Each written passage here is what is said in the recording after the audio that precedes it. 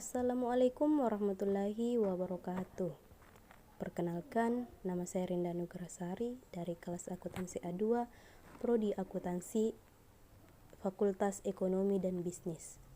Di sini saya akan menjelaskan tentang kerangka konseptual seperti pada gambar berikut. Yang pertama, pengguna laporan keuangan, yaitu terbagi menjadi dua, yaitu pengguna laporan keuangan pihak internal dan pengguna laporan pihak eksternal, di mana pengguna laporan keuangan pihak internal yaitu ada pemilik, manajemen perusahaan, dan karyawan. Sedangkan pengguna laporan keuangan pihak eksternal yaitu ada investor, analisis investasi, pemberi pinjaman atau kreditor, lembaga pemeringkat, pelanggan kompetitor, pemasok, otoritas pajak, dan pemerintah serta masyarakat umum.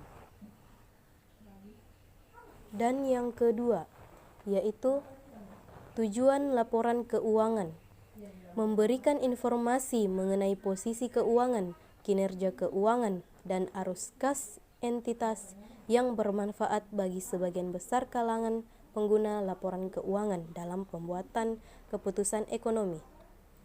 Yang ketiga, asumsi yang mendasari, yaitu pertama, dasar aktual, yaitu di mana perusahaan harus menyusun laporan keuangan atas dasar aktual kecuali arus kas.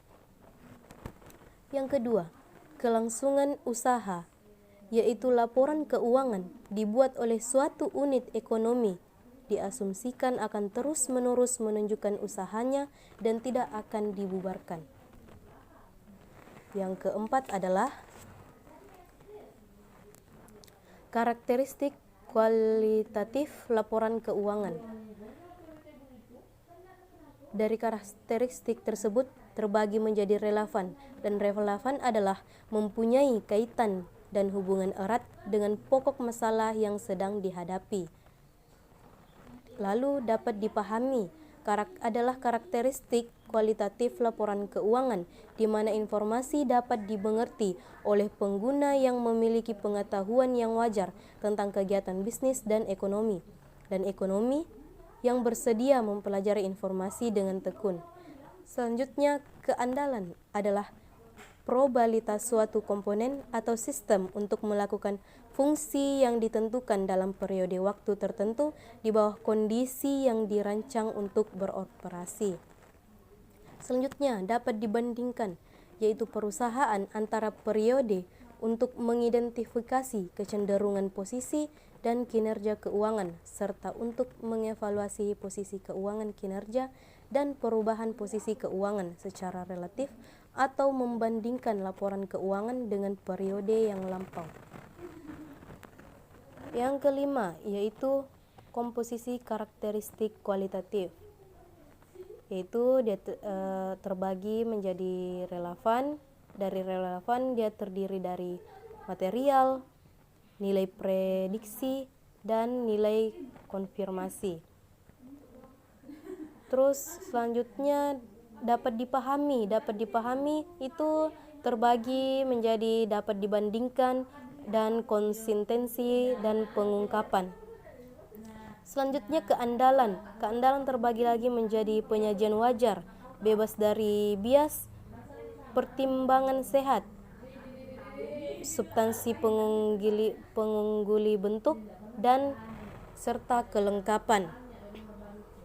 Dan yang kelima, kendala informasi relevan dan andal, yaitu pertama, tepat waktu, yaitu seberapa cepat informasi tersedia bagi pengguna informasi akuntansi.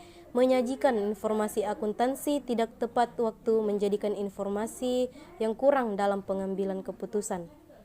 Yang kedua, ketimbangan biaya dan pemanfaatan, yaitu di mana manfaat yang dihasilkan dari informasi yang seharusnya yang melebihi dari biaya penyusunannya. Yang ketiga, keseimbangan antar karakteristik kualitatif, yaitu suatu keseimbangan yang tepat di antara berbagai tujuan normatif yang diharapkan dipenuhi oleh pelaporan keuangan pemerintah. Sekian dari saya. Billahi fisabilil haq fastabiqul khairat. Assalamualaikum warahmatullahi wabarakatuh.